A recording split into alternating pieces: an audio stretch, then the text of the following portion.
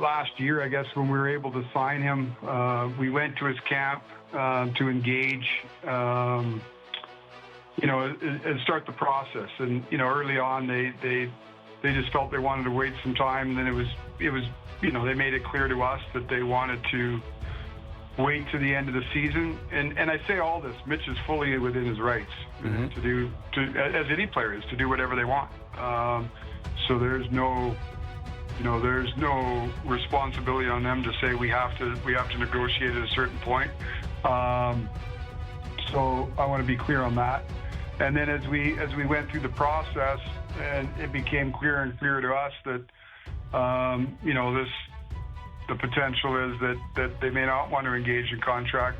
We looked at other opportunities, right? And throughout this process with Mitch's contractual rights that he had, he controlled a lot of this process, right? And again, that was negotiated. That's fully within his rights. And so in a lot of ways, he controlled the process because he had a no-move clause. Now, that doesn't prohibit us having conversations on potential outcomes. And I'm not going to get into a lot of get into the weeds in terms of my discussions with the player as representative, because I think those things are, those should be left confidential. But I would say, Brian, the short version is, as we got into the season, it became more and more clear that that there was a strong possibility that they wouldn't necessarily want to be engaging in any discussions with us.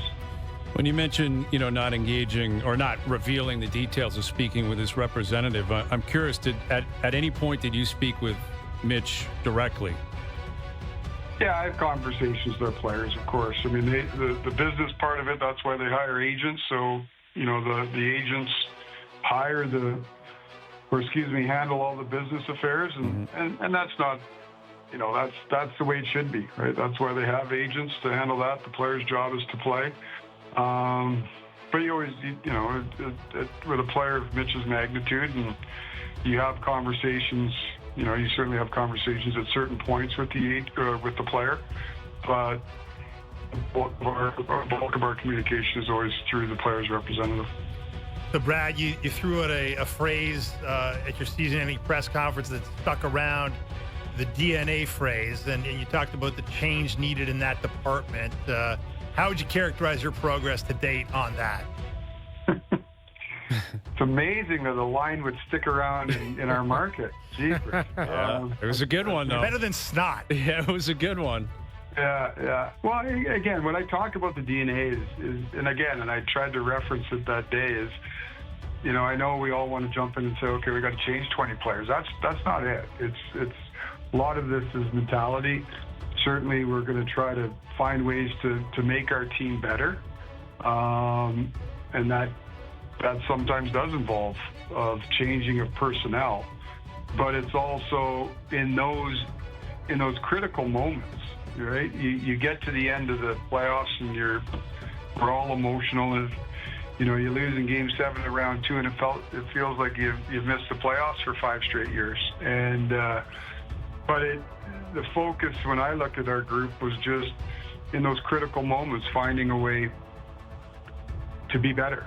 To finding a way to be at our very best. And that's what I was focused around when I talk about that. So some of that's internally, some of that's, or whether it be from between the years, and some of that's in terms of personnel. So that's, when I talk about that, or when I made that statement, that's really what I was alluding to.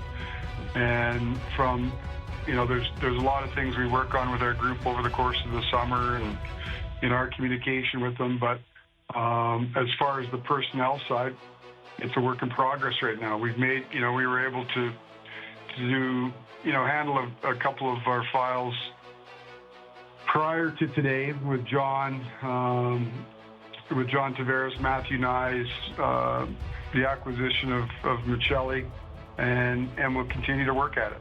We continue to work as we said earlier, and as Noodles has mentioned, You know, we've got some time here before we start the season. Today's a big day on the calendar, but we will continue to work at trying to find ways to improve our team. With Brad Treliving, the GM of the Maple Leafs, we haven't heard from Austin Matthews, you know, really since the end of the season. I wasn't anticipating hearing from him today, but I'm curious if you have any insight on how, you know, he's taken the news that Mitch Marner's not going to be his teammate anymore. I haven't talked to Austin today, and obviously they've got a close personal relationship.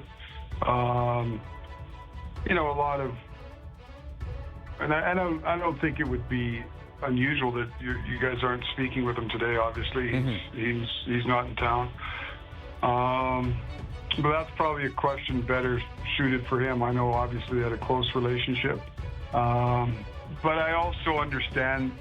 You know, what I found in this day and age too is you know, players, you know, they respect each other's personal business, right? They're a close unit as a team, but I think of players around the league, everybody's, you know, got their own personal business to take care of. I think players are respectful of that. They don't want to infringe upon,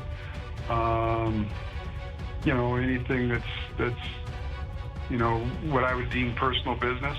But I also think that I don't think this is a shock to you know, today. I don't think Austin was waking up shocked to the news of the move, but certainly that, you know, they were teammates for a long time, and they've got a close personal relationship.